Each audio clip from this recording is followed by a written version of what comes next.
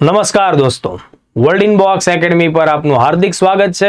Current affairs lecture સિરીઝમાં આજે lecture number 56 પર પહોંચ્યા છીએ। આજે આપણે 5 આઈએમપી ટોપિક ઉપર વાત કરવી છે। આજના આ લેક્ચર્સની ચર્ચા કરીએ એ પહેલા તમે ખાસ એક જાહેરાત ઉપર ધ્યાન આપો। તાજેતરમાં જ ગુજરાતમાં રહેલી 4 કૃષિ યુનિવર્સિટીઓમાં જુનિયર ક્લર્કના આશરે 227 જેટલા પદ ઉપરની ભરતી જાહેર થઈ ચૂકી છે।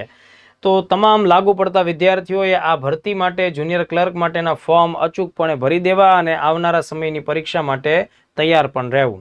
તો જુઓ દોસ્તો, આણંદ, જુનાગઢ, નવસારી અને સરદાર કૃષિનગર આ જે આવેલી છે, તો આ 4 યુનિવર્સિટીઓમાં સંયુક્ત રીતે જુનિયર ક્લર્ક વર્ગ 3ની ભરતી થવાની છે। કુલ સંખ્યા 227 જેટલી છે। ગ્રેજ્યુએશનના સ્ટાન્ડર્ડ્સને ધ્યાનમાં રાખીને, એટલે કે જે મિત્રોએ ગ્રેજ્યુએશન પૂરું કર્યું હોય અને સામાન્ય જનરલ ઉમેદવાર 20 વર્ષથી વધુ ઉંમર અને 35 વર્ષથી ઓછી ઉંમરના હોય તો એવા વિદ્યાર્થીઓ ફોર્મ ભરી શકે છે। આ ઉપરાંત જે પણ અલગ અલગ સામાજિક દરજ્જામાંથી વિદ્યાર્થીઓ આવતા હોય એ રીતે ઉંમરમાં છૂટછાટ મળવા પાત્ર થશે। પણ આ ભરતી ગ્રેજ્યુએશન એટલે કે કોલેજના અભ્યાસ પૂર્ણ થયો હોય એવા વિદ્યાર્થીઓ માટેની છે, બરાબર। અહીંયા પગાર ધોરણ 26,000 રૂપિયાનું સ્ટાર્ટિંગ પે સ્કેલ રહેશે।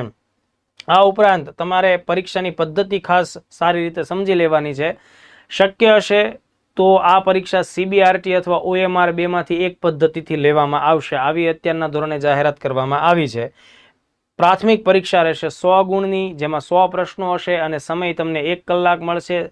સીબીઆરટી એટલે કોમ્પ્યુટર બેઝ રિસ્પોન્સ ટેસ્ટ થશે, એટલે કે તમારે કોમ્પ્યુટર ઉપર પેપર સોલ્વ કરવાનું હોય એ રીતે, અથવા ઓએમઆર સીટથી એમસીક્યુ સોલ્વ કરવાનું જે ઓફલાઈન પેપર હોય।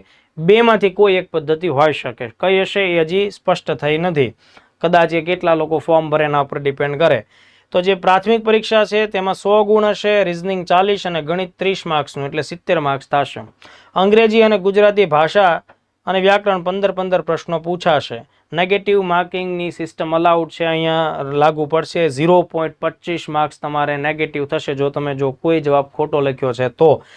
બાકી તમે ન આવડે તો ઈ ઓપ્શન ટીક મારી શકો છો। આના માર્ક્સ આગળ કાઉન્ટ નહીં થાય। જે માર્ક્સ કાઉન્ટ થશે એ મુખ્ય પરીક્ષામાં હશે। મુખ્ય પરીક્ષા પણ એમસીક્યુ આધારિત જ રહેશે। મુખ્ય પરીક્ષા પણ આઈધર સીબીઆરટી ઓર એમસીક્યુ પેપર રહેવાનું થશે। ગુજરાતી 20 માર્ક્સનું, અંગ્રેજી 20 માર્ક્સનું રહેશે, બંધારણ 30 માર્ક્સનું રહેશે, ઇતિહાસ, ભૂગોળ, વારસો સંયુક્ત રીતે 30 ગુણની કેપેસિટી ધરાવશે। અર્થતંત્ર, પર્યાવરણ, વિજ્ઞાન, ટેકનોલોજી 30 માર્ક્સ, કરંટ અફેર્સ અને current affairs with reasoning 30 marks અને અલગથી રિઝનિંગનો જે મુદ્દો છે એ 40 માર્ક્સનું રહેશે। આ 200 પ્રશ્નો, 200 ગુણ, સમય 2 કલાક। અહીંયા પણ નેગેટિવ સિસ્ટમ 0.25। હવે જુઓ, ખાસ ધ્યાન રાખો, આ ભરતીનું ફોર્મ તમારે 15/7થી ભરવાનું ચાલુ થઈ ચૂક્યું છે, તો એ 11મી ઓગસ્ટ સુધી ચાલશે। હવે તમને એમ થાય કે સર ફોર્મ અમારે કઈ વેબસાઇટ ઉપર જઈને ભરવાનું? અહીંયા 4 વેબસાઇટના નામ આપેલા છે, બરાબર। આ 4 કૃષિ યુનિવર્સિટીની ઓફિશિયલ વેબસાઇટ છે। દાખલા તરીકે www.aau.in એટલે આણંદ એગ્રીકલ્ચર યુનિવર્સિટી, એવી રીતે જુનાગઢ, બરાબર, એવી રીતે નવસારી, અને અહીંયા જે દાંતાની છે સરદાર કૃષિનગર દાંતા એગ્રીકલ્ચર યુનિવર્સિટી। તો 4માંથી કોઈ પણ વેબસાઇટ ઉપર જઈ શકો છો અને ફોર્મ તમે ભરી શકો છો। ચાલો હવે આપણે કરંટ અફેર્સ વિશે વાત ચાલુ કરીએ। તો પહેલો મુદ્દો ધ્યાને લેવો છે એ છે તલાશ નામની એક પહેલ છે। તાજેતરમાં તલાશ નામની પહેલ શરૂ કરવામાં આવી છે એ મુદ્દો। આ આખી જે પહેલ છે દોસ્તો, એ દેશના એવા વિદ્યાર્થીઓ કે જે આદિજાતિ સમુદાય, શિડ્યુલ ટ્રાઇબ્સ સમુદાયથી આવે છે, જે વિદ્યાર્થીઓ હાલમાં આદિજાતિ વિદ્યાર્થીઓ કે જે એકલવ્ય મોડલ રેસિડેન્શિયલ સ્કૂલ્સમાં ભણે છે, એટલે કે જે ધોરણ 6 થી 12ના વિદ્યાર્થીઓ હોય, એમને ભવિષ્યમાં કારકિર્દી માટે કયા ક્ષેત્રની પસંદગી કરવી, કેવા વિષયોનો અભ્યાસ વધારવો, એમની રુચિના અથવા આવડતના વિષયો કયા છે, એ બધી જ વસ્તુની તલાશ કરવા માટે મદદરૂપ થવા માટેની આ પહેલ છે। આ પહેલ ભારતની નેસ્ટ કરીને એક સરકારી કાઉન્સિલ છે એજ્યુકેશનની, તે વત્તા યુનિસેફ ઇન્ડિયા બંને સંયુક્ત રીતે આગળ ચલાવી છે। તો આપણે શું ધ્યાન રાખીએ દોસ્તો, પરીક્ષામાં તમને પ્રશ્ન પૂછાય તો તલાશ પહેલ, ખાસ ધ્યાન રાખવાનો જે શબ્દ થાય એ આદિજાતિ વિદ્યાર્થીઓ માટેની આ આખી એક પહેલ છે, એક કાઉન્સેલિંગ ટાઈપની, એક મદદ કરવા માટેની પહેલ છે, બરાબર। તો એ પહેલ કયા ક્ષેત્રમાં કામ લાગશે, એમના આગળના ભવિષ્યના શિક્ષણ માટે, એમની સ્કિલ, કૌશલ્ય અને કારકિર્દી નિર્માણ અથવા પસંદગી માટે માર્ગદર્શન અને સહયોગ આપવા માટેની આ પહેલ રહેશે. આ મુદ્દો આપણે ખાસ ધ્યાન રાખવાનું. આદિજાતિ વિદ્યાર્થીઓ પણ એમાં પણ ખાસ કરીને જે વિદ્યાર્થીઓ એકલવ્ય મોડલ રેસિડેન્શિયલ સ્કૂલમાં ભણતા હશે, બરાબર, એવા વિદ્યાર્થીઓ માટેની આ સ્પેશિયલ પહેલ છે. હું તમને આગળ એકલવ્ય મોડલ રેસિડેન્શિયલ સ્કૂલ્સનો કોન્સેપ્ટ શું છે એના વિશે થોડી વિગતે વાત કરું છું. હવે આ પહેલ પહેલાં તો કોણે શરૂ કરી છે એ પણ પરીક્ષા માટે અગત્યનો મુદ્દો બને. તો આ પહેલ મેં હમણાં જ વાત કરી, નેસ્ટ એટલે શું? National education society for tribal students. આ એક સરકારી સંસ્થા છે અને તેની સાથે આંતરરાષ્ટ્રીય સ્તર ઉપર બાળકો માટે કામ કરતી અગત્યની સંસ્થા એટલે યુનિસેફ, બરાબર, યુનાઇટેડ નેશન ચિલ્ડ્રન્સ ફંડ, એની જે ભારતની શાખા છે યુનિસેફ ઇન્ડિયા, એ બંનેએ સંયુક્ત રીતે આ કામગીરી શરૂ કરેલી છે. અહીંયાથી પણ પ્રશ્નો આવી શકે છે. યુનિસેફ નામની જે સંસ્થા છે એનું પૂરું નામ તમારે ધ્યાન રાખવું જોઈએ, યુનાઇટેડ નેશન્સ ચિલ્ડ્રન્સ ફંડ. બાળકોના કલ્યાણ માટે, બાળકોના સર્વાંગી વિકાસ, શિક્ષણ, આવી બધી પ્રવૃત્તિઓ માટે યુનિસેફ ફંડની સ્થાપના મિત્રો 1946માં 11મી ડિસેમ્બરે થઈ અને યુનાઇટેડ નેશન્સનું જે હેડક્વાર્ટર છે ન્યુયોર્ક, તો એવી રીતે આ સંસ્થા પણ ન્યુયોર્ક ખાતે આપણે જોવા મળે છે. તો આ આટલા ફેક્ટ્સ તમારે લોકોએ ખાસ ધ્યાને રાખવાના છે. હવે જુઓ, સૌથી પહેલા હું તમને તલાશ વિશે વાત તો મેં કરી, તલાશનું પૂરું નામ કદાચ તમારે કામ લાગી શકે તો ખાસ ધ્યાન રાખજો. તલાશ એટલે tribal aptitude life skills and self esteem hub, આ પ્રકારનું તેનું પૂરું નામ થશે. એકલવ્ય મોડલ રેસિડેન્શિયલ સ્કૂલ છે દોસ્તો, એની વિશે આપણે થોડીક જો વાત કરીએ તો ભારતમાં એકલવ્ય મોડલ રેસિડેન્શિયલ સ્કૂલ્સ એટલે કે EMRS, એની શરૂઆત 1997-98ના વર્ષમાં કરવામાં આવી. આદિવાસી બાળકો માટે ધોરણ 6 થી 12 સુધીનો અભ્યાસ આ શાળાઓમાં થાય છે. વિદ્યાર્થીઓને ત્યાં રહેવાની સુવિધા પણ મળે છે. ત્યાંનો ખોરાક, કપડાં, યુનિફોર્મ, પુસ્તકો, જે કાંઈ અભ્યાસલક્ષી સામગ્રી અને સર્વાંગી વિકાસ માટે સ્પોર્ટ્સ સહિતના ક્ષેત્રમાં જેટલા સાધનોની જરૂર પડે એ બધું જ સરકાર આ એકલવ્ય મોડલ રેસિડેન્શિયલ સ્કૂલ્સમાં પ્રોવાઈડ કરે છે. તો અહીંયા તમારે ખાસ ધ્યાન રાખવું પડશે, 1997-98થી એકલવ્ય મોડલ રેસિડેન્શિયલ સ્કૂલ્સનો કોન્સેપ્ટ ભારતની અંદર લાગુ થાય છે, અલગ અલગ રાજ્યોમાં લાગુ થાય છે. ગુજરાત સરકારે આ મોડલને લાગુ કરવામાં ઘણો વિલંબ કરેલો છે. 2017થી આપણે ત્યાં ગુજરાતમાં એકલવ્ય મોડલ રેસિડેન્શિયલ સ્કૂલ્સનો કોન્સેપ્ટ અમલમાં આવ્યો છે, પણ તમારે ભારત લેવલે 97-98 ધ્યાનમાં રાખવાનું છે. બીજું, અહીંના ધોરણો ખાસ પકડી રાખજો, ધોરણ 6 થી 12 એકલવ્ય મોડલ રેસિડેન્શિયલ સ્કૂલ્સમાં આટલા ધોરણોનો અભ્યાસ થાય. બીજી એક વાત કે ભાઈ, ભલે કોઈ પણ રાજ્યમાં આ શાળાઓની સ્થાપના થઈ હોય પણ એ CBSE central board four secondary education, CBSE બોર્ડના અભ્યાસક્રમને, એમની પરીક્ષા પદ્ધતિને અનુસરે છે. એટલે આ વાત તમારે પ્રિલિમ્સની પરીક્ષાઓ માટે ખાસ ધ્યાન રાખવું પડે દોસ્તો, બરાબર. બીજું કે 2026 સુધીમાં દેશભરમાં 728 એકલવ્ય મોડલ રેસિડેન્શિયલ સ્કૂલ સ્થાપિત થાય એવો કેન્દ્ર સરકારનો લક્ષ્યાંક છે. તમને એમ થાય કે સર આ તો ટાર્ગેટ છે 2026 એટલે આવતા વર્ષ સુધીમાં, પણ માની લો કે અત્યારે કેટલી આવી સ્કૂલ્સ કામ કરે છે તો એ તમારે જાણવું હોય તો એ આશરે 405 જેટલી સંસ્થાઓ છે. અત્યારે ભારતમાં આશરે 405 જેટલી એકલવ્ય મોડલ રેસિડેન્શિયલ સ્કૂલ્સ કાર્યરત છે દોસ્તો, અને જેમાં દેશભરમાં આશરે 1.38 લાખ વિદ્યાર્થીઓ અભ્યાસ કરી રહ્યા છે. હવે આવી સ્કૂલ્સ સ્થાપવી હોય તો તે કેવા વિસ્તારમાં સ્થાપી શકાય? તો જુઓ દોસ્તો, એવા વિસ્તારમાં આ પ્રકારની સ્કૂલની સ્થાપના થાય કે જ્યાં 50% આબાદી, જે ટોટલ જે આખો વિસ્તાર નોટિફાઈડ થયો હોય, દાખલા તરીકે તાલુકા લેવલની આપણે વાત કરતા હોઈએ તો મિનિમમ 50% આબાદી ST શેડ્યુલ ટ્રાઇબ્સ હોવી જોઈએ. અને એ 50% આબાદી તો એ એક ક્રાઇટેરિયા છે, પણ એમની સંખ્યા પણ આપણે ધ્યાને રાખવાની હોય.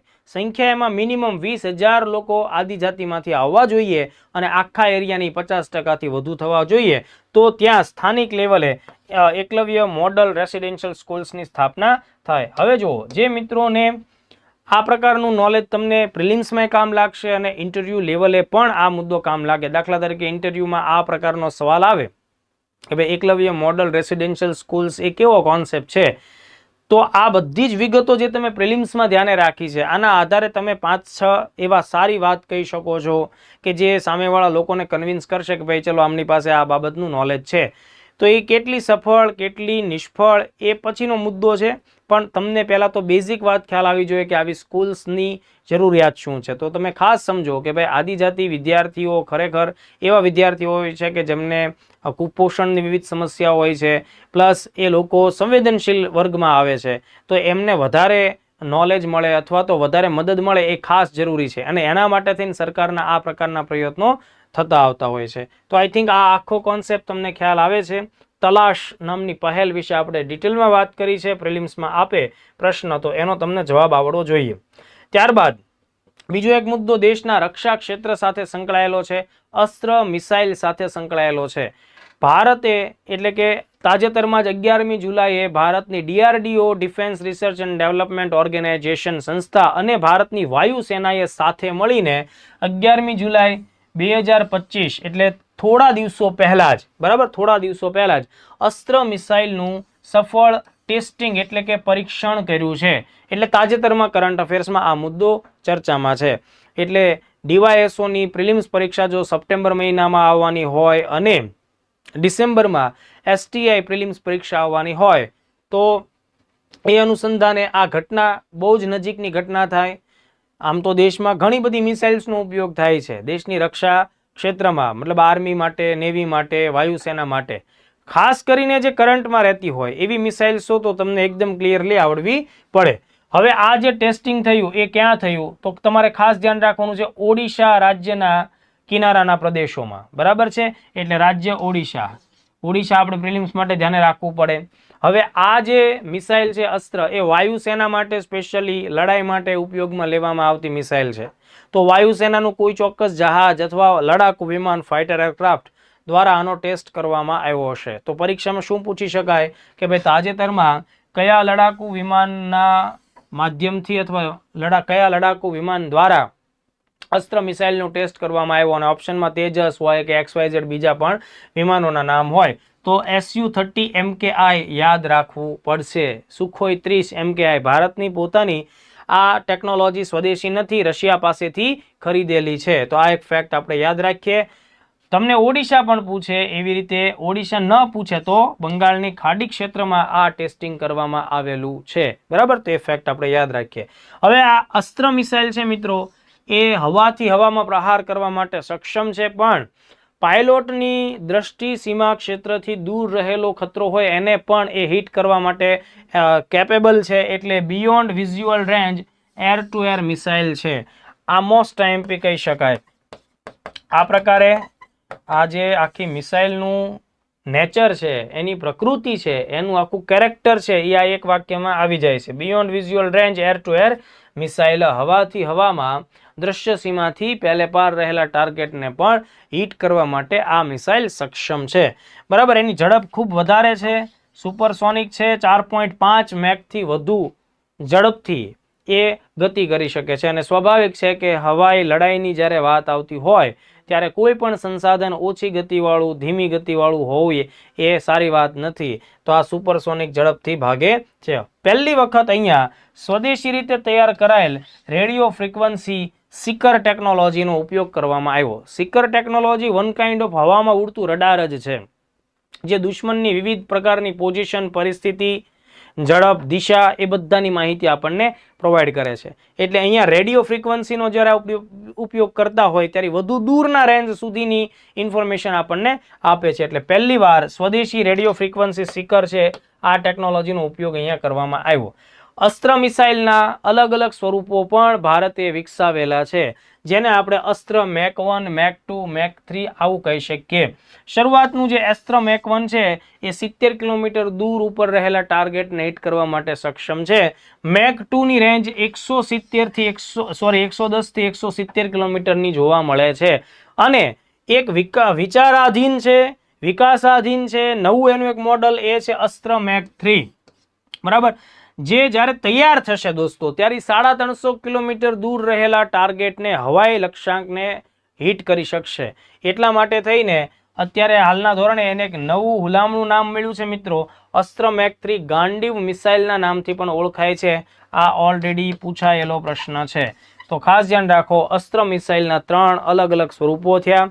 અસ્ત્ર મેક 1 70 કિલોમીટર, અસ્ત્ર મેક 2 110 થી 170 કિલોમીટરની પ્રહાર ક્ષમતા ધરાવે, અને અસ્ત્ર મેક 3 કે જેને હવેથી આપણે ગાંડીવ મિસાઇલ તરીકે ઓળખીશું, એ ભવિષ્યમાં જ્યારે પણ તૈયાર થશે ત્યારે 350 કિલોમીટર દૂર રહેલા હવાઈ ખતરાને પણ એ હિટ કરી શકે છે. તો ખાસ ધ્યાન રાખવા જેવો આ મુદ્દો છે. Beyond visual range air to air missile એટલે અસ્ત્ર. ચાલો હવે આપણે આગળ ભણીએ એ પહેલા વર્લ્ડ બોક્સ એકેડમી ગાંધીનગરની એક અગત્યની જાહેરાત હું તમને જણાવી દઉં.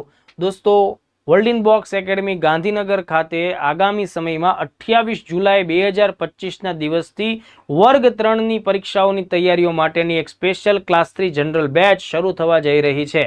આ બેચનો જે ટોટલ સમયગાળો અભ્યાસનો છે એ 8 મહિના સુધીનો રહેશે. ડેઇલી લેક્ચરનો સમય છે એ 3.5 થી 5.5 કલાક અને અડધા કલાકની ટેસ્ટ સહિતનું રહેશે.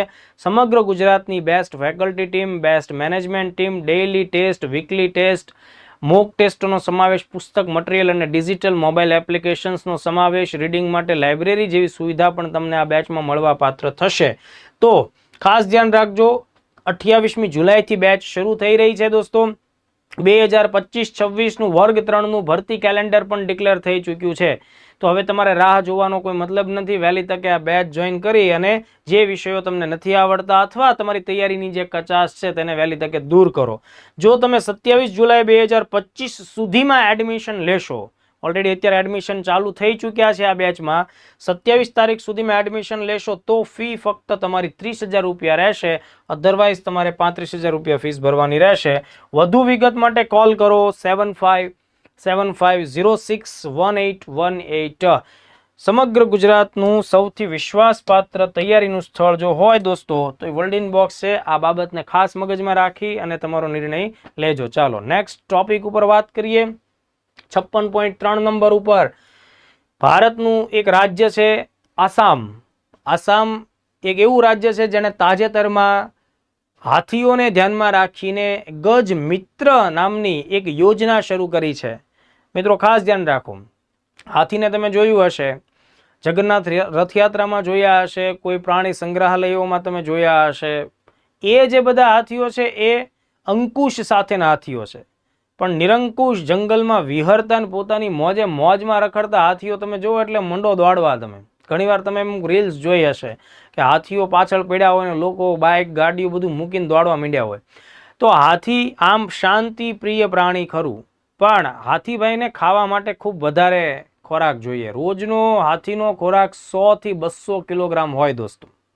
હવે આ ખોરાકની તલાશમાં એ જંગલોના વિસ્તારમાં જ્યારે એમને પૂરતા પ્રમાણમાં ખોરાક કે પોષણ મળતું ન હોય ત્યારે એ આસપાસના રેસિડેન્શિયલ વિસ્તારો કે કૃષિવાળા ક્ષેત્રોમાં પણ અતિક્રમણ કરતા હોય. અને આ સ્થિતિમાં એ ઊભા પાક, ખાસ કરીને મકાઈ જેવા પાક હોય, કેળા હોય, શેરડી હોય, એ બધું એને બહુ ભાવે પાછું. એટલે એ શું કરશે, આવા ખેતરોમાં ઘૂસી જશે. ખેતરોમાં ઘૂસ્યા પછી હાથીભાઈને કોણ કહે કે ભાઈ તમે બહાર નીકળો, બરાબર ને? એકાદી ફેન પડી હોય તો સામેવાળાનો વહીવટ થઈ જાય. એટલા માટે આ પ્રકારના ત્રાસથી, મતલબ ત્રાસ શબ્દ મારે વાપરવો હોય થોડોક અઘરો પડે છે, પણ હાથીને લીધે ખેતીને નુકસાની ખૂબ થાય. એટલા માટે આસામ રાજ્યએ એક યોજના શરૂ કરી છે, ગજ મિત્ર. આ ગજ મિત્ર એક એવી યોજના હશે કે જેમાં અત્યારના ધોરણે આસામના 8 રાજ્યોના 8 જિલ્લાઓના 80 જેટલા ગામડાઓની અંદર ટીમ તૈયાર કરવામાં આવશે. હાથીઓ માટેની રેસ્ક્યુ ટીમ, એમને વાડી વિસ્તારો, ખેતર વિસ્તારોથી દૂર રાખવા માટે, અને પાછું હાથીને નુકસાન પણ ન થવું જોઈએ એવી રીતે, બરાબર? તો આ પ્રકારની એક આખી ટીમ તૈયાર થશે જેને ટ્રેનિંગ આપવામાં આવશે. સાથે હાથીઓને જે મનપસંદ ખોરાક હોય એમાં ઘાસ હોય, અને એમાં પણ વાંસનું ઘાસ એને ખૂબ ભાવે, બરાબર? તો વાંસનું ઘાસ અલગ અલગ એવા વિસ્તારોમાં ઉગાડવામાં પણ આવશે કે જેથી હાથીભાઈએ ગામડાઓમાં, ખેતરોમાં જવાની જરૂર પડે નહીં. તો આસામ રાજ્યે આ પ્રકારની કામગીરી કરી છે. જો દોસ્તો ખાસ ધ્યાન રાખજો, હાથી છે ને એ વન્યજીવ માટે બહુ જ મહત્વનો મુદ્દો છે, કારણ કે જંગલની ફળદ્રુપતા હાથીને લીધે છે. જંગલમાં કોઈ વ્યક્તિ ખાતર છાંટવા નથી જતું, પણ વિવિધ પ્રકારની વનસ્પતિઓ અને અલગ અલગ પ્રકારના ઝાડ, વૃક્ષો આપણને જોવા મળે છે. એનું શું કારણ? એનું કારણ એ છે કે ભાઈ હાથીનું જે છાણ જેને આપણે કહેતા હોઈએ એ ખૂબ તાકાતવાળું પોષક દ્રવ્યથી ભરેલું ખાતર છે. કારણ કે હાથી, મેં તમને હમણાં જણાવ્યું એમ કે ભાઈ 100 થી 200 કિલોનો એનો પર ડે નો ખોરાક છે અને એ શુદ્ધ શાકાહારી છે. બરાબર, એ હિંસક છે, હિંસક નથી, મતલબ કે એ કોઈ પ્રાણીઓનો શિકાર ન કરે હાથી. બરાબર, એટલે એ સંપૂર્ણપણે શાકાહારી છે અને એ જે ઘાસ ખાય છે એ ઘાસચારો ખાધા પછી એનું જે ખાતર બને છે એ સમગ્ર જંગલને ફળદ્રુપતા પૂરી પાડે છે. એટલે હાથી એક અગત્યની પ્રજાતિ કહેવાય, જેને ઇકોસિસ્ટમના point of view keystone, key એટલે જે અગત્યની ચાવી આપણે કહેતા હોય ને, કી સ્ટોન પ્રાણી કહી શકાય. તો આ હાથીભાઈ વિશે મેં તમને વાત કરી. પણ જો એની સંખ્યા ધીમે ધીમે ઘટતી પણ જાય છે, કારણ કે જંગલો નાશ પામે છે, ખોરાક માટે એમને દૂર જવું પડે છે, હાથીના દાંત અને એના ચામડાના ઉપયોગના પોઈન્ટ ઓફ વ્યૂ એમનું શિકાર પણ ખૂબ થતો હોય. બરાબર, તો આ બધી પરિસ્થિતિઓને ધ્યાને રાખીને સરકારે એને બચાવવા માટે વિવિધ પ્રકારના પ્રયત્નો પણ કર્યા. આપણા દેશમાં આશરે 29,000 આસપાસ જેટલા હાથીઓ છે. કર્ણાટકમાં સૌથી વધારે હાથી આપણા દેશમાં જોવા મળે, ત્યારબાદ આસામમાં અને પછી કેરળમાં હાથીઓની સંખ્યા આપણને જોવા મળે છે. તો હું જે સમજાવવા માંગુ છું તમે ખાસ સમજ્યા. હાથી અને માણસ છે એમનો જે કોન્ફ્લિક્ટ છે એને અટકાવવાનો છે. કારણ કે ખેતરમાં હાથી ઘૂસશે તો માણસ પોતે પોતાના પાકને બચાવવા માટે અથવા તો ભયભીત થઈને કે આ મને મારી નાખશે એટલે એની પર ફાયરિંગ કરી દેશે, ફટાકડા ફોડશે. હવે આવા ફટાકડા વગેરે ફૂટવાથી હાથીને નુકસાની થઈ શકે, આવા ઘણા બધા મુદ્દાઓ પણ બને. આવું ન થાય એટલે આસામ સરકારે થોડી સંવેદનશીલતા દાખવી. આસામ, મેં ફરીથી કહું છું કે આસામ ભારતમાં કર્ણાટક પછી બીજા નંબરે હાથીઓ ધરાવતું રાજ્ય છે. તો જો ધ્યાન આપો, રાજ્ય પૂછાય આસામ, યોજનાનું નામ ગજ મિત્ર, ઉદ્દેશ મેં તમને લોકોને સમજાવ્યો. આ બધી વાત હું જે બોલ્યો છું બધું જ અહીંયા લખાયેલું છે અને આ PDF તમને ટેલિગ્રામમાં શેર પણ થવાની છે. હાથીઓનું મનપસંદ ભોજન છે વાંસ અને નેપિયર ઘાસ કહેવાય, જેને હાથી ઘાસ પણ કહેવાય. બરાબર, તો આટલા ફેક્ટ ઇનફ નથી, હજી મારે તમારી સાથે થોડીક વધારે ચર્ચા કરવાની છે. આ આખી યોજના છે મિત્રો, ખાસ ધ્યાન રાખજો, એમાં સુરક્ષિત એલિફન્ટ કોરિડોરની રચના કરાશે કે હાથીઓ માટેનો અલગથી આખો વિસ્તાર, અને ત્યાં આ પ્રકારના તમે ભોજન માટે વાંસ ઉગાડો, નેપિયર ઘાસ ઉગાડો. AI આધારિત કેમેરાનો ઉપયોગ થશે. જો બહુ મહત્વની વાત છે ભાઈ, ડિઝાસ્ટર તો ડિઝાસ્ટર કહેવાય. બરાબર, તો AI આધારિત કેમેરા એટલે ગામડાઓના નજીકના વિસ્તારમાં AI ટેકનોલોજી વાળા કેમેરા હશે. જો હાથીનું ઝુંડ જંગલમાંથી નીકળી અને ગામ તરફ આવતું હશે તો આ AI કેમેરા માત્ર ફોટોગ્રાફી વિડીયોગ્રાફી નહીં કરે, એ સિગ્નલ મોકલશે, જંગલ ખાતાને મોકલશે, આ ટીમમાં રહેલા માણસોને પણ એલર્ટ નોટિસ આવશે કે ભાઈ હાથી લોકો આવી રહ્યા છે. બરાબર, તમે અત્યારથી જ શું કરો, એનો બંદોબસ્ત કરો. એટલે જો અહીંયા શું જોવા મળ્યું, AI નો ઉપયોગ. બરાબર, કૃત્રિમ બુદ્ધિમત્તાથી સજ્જ આધુનિક ટેકનોલોજી પર્યાવરણને કેવી રીતે મદદરૂપ થાય, પ્રાણીઓને કેમ મદદરૂપ થાય, માણસોને કેવી રીતે મદદરૂપ થાય, તો આ બધી બાબતો આપણા માટે જાણવી સમજવી બહુ જ જરૂરી છે. ચાલો નેક્સ્ટ આગળ ચર્ચા કરીએ. તો હાથી વિશે વાત નીકળી છે, થોડાક મુદ્દા ધ્યાને લઈ લઈએ. દાખલા તરીકે હાથીઓને બચાવવા માટે થઈને ભારત સરકારે 1992ના વર્ષમાં પ્રોજેક્ટ એલિફન્ટની શરૂઆત કરી. હવે આ વર્ષ આપણને યાદ રહેવું જોઈએ, 1992, કારણ કે વર્ગ 3 જેવી અથવા કોઈ પણ નાની મોટી કોઈ પણ એક્ઝામમાં આ વર્ષ સીધું પૂછી શકાય. જેમ કે એક પરીક્ષામાં PSIમાં જ પ્રોજેક્ટ ટાઈગરનું વર્ષ પૂછાણું તો 1973. એવી રીતે હાથીઓને બચાવવા માટેનો પ્રોજેક્ટ એલિફન્ટનું વર્ષ છે 1992. એટલે 2022માં આ પ્રોજેક્ટ એલિફન્ટ છે ને એના 30 યર પૂરા થયા હતા, અને 30 વર્ષ પૂરા થયા એટલા માટે થઈને ગજ ઉત્સવો જે છે એ પણ મનાવવામાં આવેલા. એટલે આ આપણે ધ્યાને રાખીશું. આ પ્રોજેક્ટ એલિફન્ટ એ ટોટલી સેન્ટ્રલી સ્પોન્સર્ડ સ્કીમ છે, જે ભારતના અલગ અલગ રાજ્યો અને કેન્દ્ર શાસિત પ્રદેશો, એટલે ટોટલ 16 જેટલા રાજ્યો અને કેન્દ્ર શાસિત પ્રદેશોમાં સરકાર, કેન્દ્ર સરકાર હાથીઓના રક્ષણ માટે વિવિધ પ્રકારની પ્રવૃત્તિઓ માટે આપે છે. IUCNની જો આપણે રેડ ડેટા બુકને જોઈએ દોસ્તો, તો international union for conservation of nature, બરાબર, એ અલગ અલગ પ્રાણીઓની અત્યારે પૃથ્વી ઉપર કેટલી સંખ્યા છે એના આધારે કયું પ્રાણી સંકટમાં છે, કયું પ્રાણી સંકટની નજીક છે, કયું પ્રાણી નાશ થઈ ચૂક્યું છે, નાશપ્રાય છે, આ બધા ડેટા આપતા હોય. તો એ જો યાદી આપણે લઈએ તો એશિયાઈ હાથીનું સ્થાન IUCN ની સંકટગ્રસ્ત યાદીમાં એટલે કે એન્ડેન્જર્ડ સ્પીસીસમાં ગણવામાં આવે. આ ધ્યાને રાખવું, આવા પણ વિધાનોવાળા પ્રશ્નો આવી શકે. તો આ વાત મેં તમને ભારતના અનુસંધાને કરી. આંતરરાષ્ટ્રીય સ્તર ઉપર પણ હાથીઓના ઇલીગલ જે શિકાર થાય એને અટકાવવા જોઈએ. કારણ કે ઇલીગલ શિકારથી, જેમ કે આપણે પેલું વીરપ્પનનું નામ તમે સાંભળ્યું છે, હાથીઓના ખૂબ શિકાર કરેલા એણે કર્ણાટક ને કેરળ ને તમિલનાડુની બધા વિસ્તારમાં, અને હાથીઓને સંકટમાં મૂકી દીધેલા. કારણ કે એમના શરીરના અવયવો, ખાસ કરીને હાથી દાંત, બરાબર, એ આઈવરી જે છે એનો બહુ મોટા પાયે અલગ અલગ ઇન્ડસ્ટ્રીમાં ઉપયોગ થતો હોય, એટલે બ્લેક બજારમાં આ બાબત માટે આના શિકાર થાય. આવી બધી પ્રવૃત્તિઓ અટકાવવા માટે આંતરરાષ્ટ્રીય સ્તર ઉપર એક કાર્યક્રમ ચાલે છે જેનું નામ છે MIKE, MIKE, most IMP. MIKE નામનો આંતરરાષ્ટ્રીય કાર્યક્રમ કયા પ્રાણીને ધ્યાને રાખીને તેના ઇલીગલ કિલિંગને અટકાવવા માટેનો પ્રોગ્રામ છે, એની ઉપર દેખરેખ રાખવા માટેનો પ્રોગ્રામ છે. તો તમારો જવાબ એલિફન્ટ આવશે. માઇકનું પૂરું નામ શું થશે? Monitoring of illegal killing of elephants. આ પ્રશ્ન પૂછી શકાય. માઇક. હવે આ માઇક નામનો કાર્યક્રમ કોણે ચાલુ કર્યો છે? તો કે ભાઈ સાઇટ્સ નામની એક સમજૂતી 1973માં થયેલી વોશિંગ્ટનમાં, બરાબર. એ સાઇટ્સ નામની સમજૂતી અંતર્ગત જ, બરાબર, એ માઇક નામનો કાર્યક્રમ ચાલુ થયો છે. તો સાઇટ્સ સમજૂતી શું કહે છે? સાઇટ્સનું પૂરું નામ પણ પરીક્ષામાં આવી શકે, ધ્યાન રાખજો.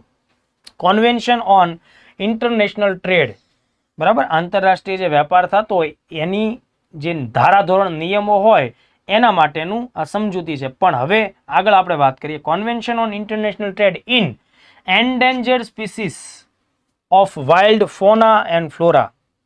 એવા પ્રાણીઓ કે જે સંકટગ્રસ્ત સ્થિતિમાં છે, એવી વનસ્પતિઓ કે જે સંકટગ્રસ્ત સ્થિતિમાં છે, એમની સંખ્યામાં ધરખમ ઘટાડો જોવા મળી રહ્યો છે, બરાબર. હવે એમને કોઈને કોઈ ઓર્ગન કે એમના કોઈ તત્વોનો વેપાર થતો હોય, તમને શા માટે વેપાર કરવાનો? એમનો અમુક દવાઓ, અમુક ઔષધિઓ, અમુક ચોક્કસ પ્રકારની એક્ટિવિટી માટે આ બધી વસ્તુઓ ખૂબ જરૂરી છે, એટલે આપણે એનો વેપાર પણ અમુક અંશે કરવો પડે. તો એના માટેના જે ધારાધોરણો છે, નિયમો છે, એ બધા સાઇટ્સ સમજૂતીમાં લખાયેલા છે. ઓકે, આ સાઇટ્સ સમજૂતી 1973ના વર્ષ સાથે સંબંધિત છે. આ સાઇટ્સ સમજૂતી છે એ વોશિંગ્ટનમાં થયેલી હોવાને લીધે સાઇટ્સ સમજૂતીનું બીજું નામ વોશિંગ્ટન સમજૂતી પણ છે. એ 1973માં સમજૂતી થઈ અને આ સમજૂતી અમલમાં આવી 1975માં, 1975. તો તમે બધા બહુ જ હોશિયાર બાળકો છો. હું જે કંઈ બોલું છું એ તમને ખબર પડતી હશે. આઈ થિંક આ બધા જ IMP પ્રશ્નો છે, પૂરા નામથી લઈને વર્ષોથી લઈને હું જે વાત કરવા માંગુ છું તે. ચાલો, આટલા મુદ્દા ધ્યાને રાખ્યા. આ ઉપરાંત બીજું પણ એક IMP ફેક્ટ ધ્યાન રાખો. હાથી જંગલની ફળદ્રુપતા માટે અનિવાર્ય છે, ખૂબ જરૂરી છે. આપણે એને રાષ્ટ્રીય પ્રાણી એ તો કહી ન શકીએ, કારણ કે આપણે ઓલરેડી ટાઈગરને જાહેર કરી દીધેલો છે. તો ભારત સરકારે હાથીને વિશેષ મહત્વ આપ્યું, કારણ કે હાથી છે ને દોસ્તો, એની યાદ શક્તિ સખત હોય, જીનિયસ એનિમલ કહેવાય.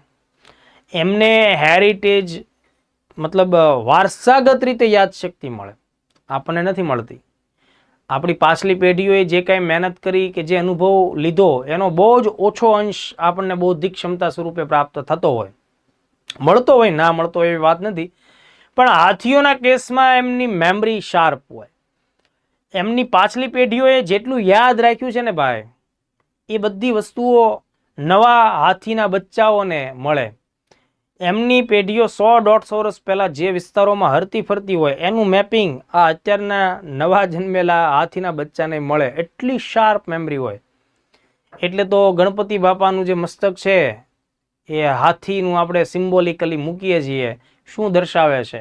અતિશય ચપળતા, અતિશય ચતુરાય, અતિશય યાદશક્તિ. ભેજું હાથી જેવું હોવું જોઈએ કે ભાઈ એમાં ડેટા તમે સમજો કે ભરપૂર માત્રામાં તમે સમાવી શકો. એટલું બ્રિલિયન્ટ, જીનિયસ.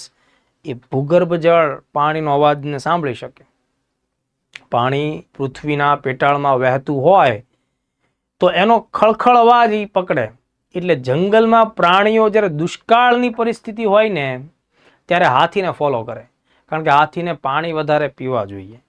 એટલે પાણી વધારે પીવા જોઈએ એટલે એ શું કરશે? જંગલમાં પાણી નહીં હોય, સુકાતું હશે જંગલ અથવા વિસ્તારો, ત્યારે એ ભૂગર્ભ જળના અવાજને ફોલો કરતું હાથીનું જે ઝુંડ છે, એનું જે આખું સમૂહ છે, એ એવા સ્થળ સુધી જશે કે જ્યાં આ પાણી સપાટી ઉપર બહાર આવે.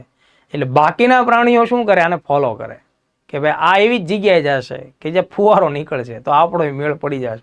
એટલે હાથી ન હોય ને તો જંગલ પણ ન હોય. આ વાત તમારે ખાસ ધ્યાને રાખવી. ભારત સરકારે 2010માં હાથીને ભારતનું વિરાસત પ્રાણી હેરિટેજ એનિમલ ઓફ ઇન્ડિયા જાહેર કર્યું છે. વર્ષ પણ ધ્યાને રાખો. પ્રશ્ન આવે ભારતનું વિરાસત પ્રાણી કયું? પહેલો ઓપ્શન હોય સિંહ, ટીક મારી દેવો, ઘર ભેગા થઈ જાઓ. તમારે ધ્યાન રાખવાનું છે, વિરાસત પ્રાણી પૂછાય તો હાથી ટીક મારવાનું છે. બરાબર. 2022ની જે હાથીની વસ્તી ગણતરી થઈ એ મુજબ ભારતમાં 29,964 જેટલા હાથીઓ, એટલે હાથી બોલું એટલે એમાં હાથણીઓને પણ ઇન્ક્લુડ કરવાની હો, એમાં વારોતરો નહીં કરવાનું. તો ટોટલ સંખ્યા એટલી છે. કર્ણાટક રાજ્ય ભારતનું પહેલું રાજ્ય છે કે જેમાં સૌથી વધુ હાથી છે. એ આંકડો યાદ નહીં રાખો તો ચાલે. આસામ બીજા નંબરનું અને કેરળ ત્રીજા નંબરનું છે. એ તમારે ધ્યાને રાખવું પડશે. ભારતમાં હાથીઓ માટે ફેમસ હોય એવી જે નેશનલ પાર્ક જગ્યાઓ છે એ પણ તમે ધ્યાને રાખો. આ બધું પણ પ્રિલિમ્સમાં કોઈ ને કોઈ રીતે આવી જશે. એવું નહીં પૂછે હાથી માટે કયું ફેમસ, પણ તમને માનો કે પૂછે બાંદીપુર નેશનલ પાર્ક ક્યાં આવ્યો, ખબર હોય છે કર્ણાટકમાં આવ્યો. બરાબર. નાગરહોલ નેશનલ પાર્ક ક્યાં આવ્યો? કર્ણાટકમાં આવ્યો. દંડેલી અંશી ટાઈગર રિઝર્વ ક્યાં આવ્યું છે? કર્ણાટકમાં આવ્યું છે. આ ત્રણ જે ઈશાના માટે વખણાય તો કે ભાઈ અહીંયા હાથીઓ પણ સારા પ્રમાણમાં જોવા મળે. એમાં બાંદીપુર નેશનલ પાર્ક એટલે ટોપ લેવલનું, સ્પેશિયલી હાથીઓ માટે વધારે વિશેષ પ્રાધાન્ય ધરાવે એવું પ્લેસ. એવી રીતે કેરળની જો આપણે વાત કરીએ તો પેરિયાર નેશનલ પાર્કમાં હાથી સારી માત્રામાં મળે. એરાવિકુલમ નેશનલ પાર્કમાં પણ હાથી સારા એવા પ્રમાણમાં મળે. વાત આસામની કરીએ, જે આપણે આગલા લેક્ચરમાં પણ વર્લ્ડ હેરિટેજ સાઇટ વિશે પણ વાત કરેલી છે, એ કાઝીરંગા નેશનલ પાર્ક અને માનસ નેશનલ પાર્ક આ બંને છે, એમાં પણ હાથીઓનું પ્રમાણ સારું એવા માત્રામાં મળે. ઉત્તરાખંડ હિમાલય કી ગોદ મેં જો આપણે જતા રહીએ તો જીમ કોર્બેટ નેશનલ પાર્કમાં પણ મિત્રો ખાસ ધ્યાન રાખજો. જીમ કોર્બેટ નેશનલ પાર્ક ઉત્તરાખંડમાં એવું છે, ત્યાં પણ હાથી છે. રાજાજી નેશનલ પાર્કમાં પણ હાથીઓ મળે.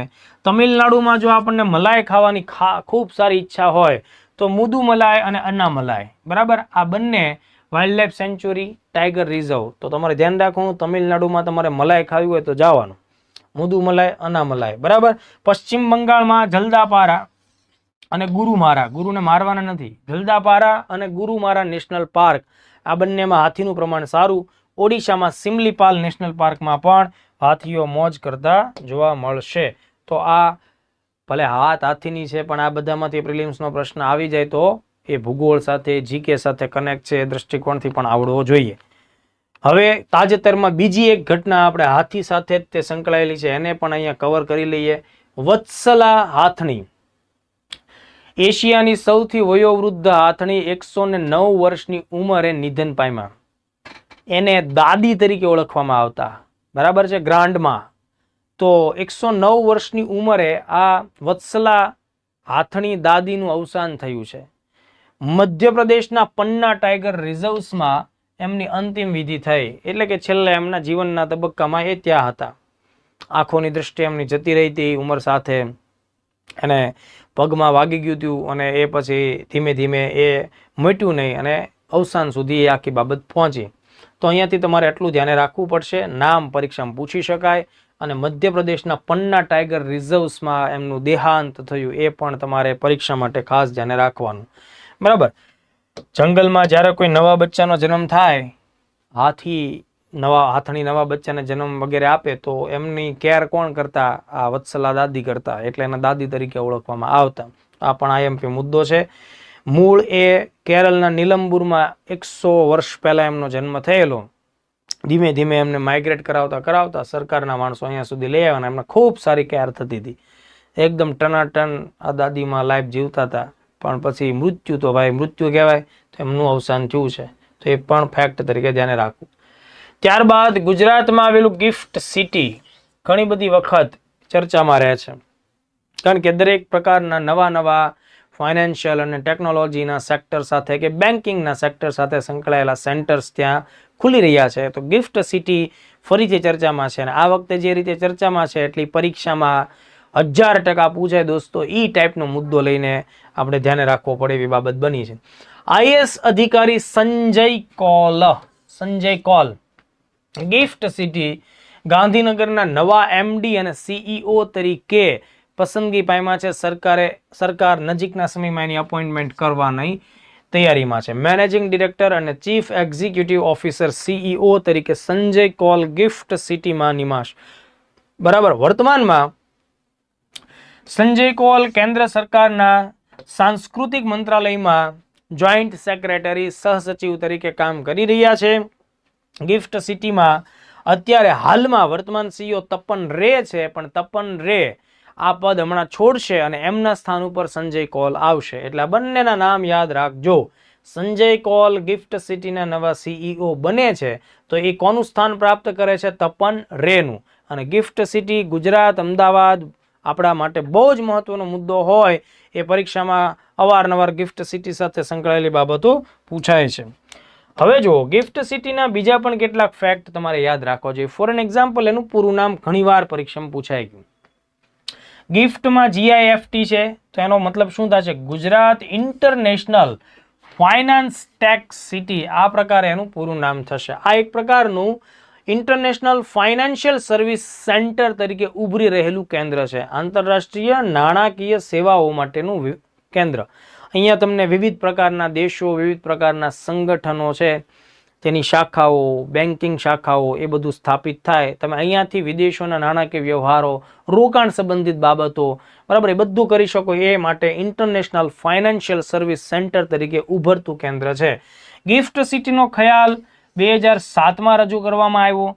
2012માં ભૂતપૂર્વ દિવંગત વડાપ્રધાન શ્રી માનનીય મનમોહન સિંહજી દ્વારા તેનું ઉદ્ઘાટન કરવામાં આવ્યું. બરાબર. એટલે કે એ સમયથી એનું બાંધકામથી લઈને એના પ્રોજેક્ટ્સ આગળ વધ્યા અને 10મી એપ્રિલ 2015થી ગિફ્ટ સિટી કાર્યરત બને છે. તો આ બધા ફેક્ટ્સ તમે લોકો ખાસ ધ્યાન રાખો. આજના લેક્ચરનો છેલ્લો ટોપિક એક તમને જરાક જણાવી દઉં. પૂર્વોત્તર ભારતમાં અગત્યનું નાનું એવું પણ બહુ જ મહત્વનું એક રાજ્ય છે સિક્કિમ. સિક્કિમ પહાડી રાજ્ય છે મિત્રો. લગભગ એમ સમજો દોસ્તો કે ભાઈ સિક્કિમનું જે ભૂપૃષ્ઠ છે ને એમાં લગભગ 2/3 જેટલો એરિયા તો કાંચનજંઘાએ રોકેલો છે. એટલે નાનું એવું પહાડી રાજ્ય છે. આબાદીઓ ઓછી છે. ઓર્ગેનિક કૃષિ કરનારું ભારતનું સૌથી પહેલું રાજ્ય છે. એટલે કે રાસાયણિક ખાતરનો ઉપયોગ ત્યાં થતો નથી અને ખેતી બહુ હેવીલી થતી નથી, કારણ કે પહાડોમાં તમે શું ખેતી કરવાના. એટલે આ શહેર મોટા ભાગે ટુરિઝમ ઉપર ચાલે છે. બહારથી આવતા લોકો આ હિમાલયની ગોદમાં આવેલા રાજ્યમાં, એના નાના મોટા શહેરોમાં દિવસો પસાર કરે છે, ફરે છે, હરે છે અને એવી રીતે એ લોકોની ઇકોનોમી સરસ રીતે ચાલે છે. સ્થાનિક લોકોને રોજગાર મોટા ભાગે પ્રવાસનના ક્ષેત્રથી મળે છે. ઓકે. કુદરતી દ્રશ્ય પણ સિક્કિમનું બહુ જ ગજબનું છે. તો આ સિક્કિમે એક નવી યોજના લોન્ચ કરી છે, નોમાડ સિક્કિમ. નોમાડ સિક્કિમ અંતર્ગત પહેલી જે ઇનિશિયેટિવ સામે આવી છે એ છે ડિજિટલ નોમાડ વિલેજ. એટલે અહીંયા એવા ગામડાઓ તૈયાર થશે કે જે ડિજિટલ ઇન્ટરનેટ કનેક્ટિવિટી સારા લેવલની ધરાવતા હશે, સુવિધાવાળા ગામડાઓ હશે, જ્યાં દેશભરના અને વિદેશોમાંથી પણ એવા લોકો આવી શકે જે ડિજિટલ ફિલ્ડ સાથે, કોમ્પ્યુટર ફિલ્ડ સાથે, આઈટીના ક્ષેત્ર સાથે સંકળાયેલા પ્રોફેશનલ્સ હોય. એ આ ગામડાઓમાં આવે, વસે, થોડા દિવસો રોકાય અને પોતાનું જે ડિજિટલ એક્ટિવિટી છે એ શાંતિથી કરી શકે. તો આવા લોકોને અહીંયા આકર્ષવા માટે કે ભાઈ હિમાલયનો નજારો હોય, બરાબર, ત્યાંની જે કુદરતી સંપત્તિ છે એની વચ્ચે રહીને, એના સાનિધ્યમાં રહીને કામ કરો, તમારું નાનું વેકેશન માણો અને સાથોસાથ કામ કરતા જાઓ, તો સ્થાનિક લોકોને રોજગાર મળશે, સ્થાનિક લોકોની ઇન્કમમાં વધારો થશે. આ બધા મુદ્દાઓને ધ્યાને રાખી અને ડિજિટલ નોમાડ વિલેજ. નોમાડ એટલે હરતું ફરતું, જે સ્થાયી નથી. સામાન્ય રીતે નોમાડિક શબ્દ તમે સાંભળ્યો હશે. નોમાડ એટલે એવા લોકો થાય કે જે પોતાના પશુઓને ચારો ચરાવવા માટે એક સ્થળથી બીજા સ્થળે સતત હરતા ફરતા રહેતા હોય. જ્યાં એમને ફ્રેશ ચારો મળતો હોય એ જગ્યાએ લોકો થોડાક દિવસ રોકાણ કરે, પછી પાછા ત્યાંથી ઊભા થઈને બીજે જતા રહે. એને નોમાડ કહેવાય. તો ડિજિટલ નોમાડ વિલેજ સિક્કિમ રાજ્ય. હાલના ધોરણે પકયોંગ જિલ્લામાં યાકટેન નામનું ગામ છે, ત્યાંથી આ યોજના શરૂ થઈ છે. તો યાકટેન ભારતનું સૌ પ્રથમ ડિજિટલ નોમાડ વિલેજ બન્યું છે. નોમાડ મેં તમને સમજાવી દીધું.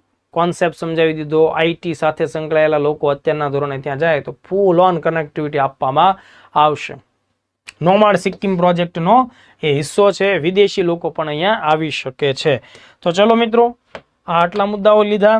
તમે મને કમેન્ટમાં અચૂકપણે જણાવો કે ભાઈ સિક્કિમની રાજધાની કઈ છે, સિક્કિમના વર્તમાન સીએમનું નામ શું છે, સિક્કિમ કયા દેશો સાથે આંતરરાષ્ટ્રીય સરહદો ધરાવે છે. આ 3 પ્રશ્નોના જવાબ તમારે અચૂકપણે, તમે બધા તજજ્ઞ છો એટલે તજજ્ઞો માટેનો અમે પ્રશ્ન મૂક્યો છે.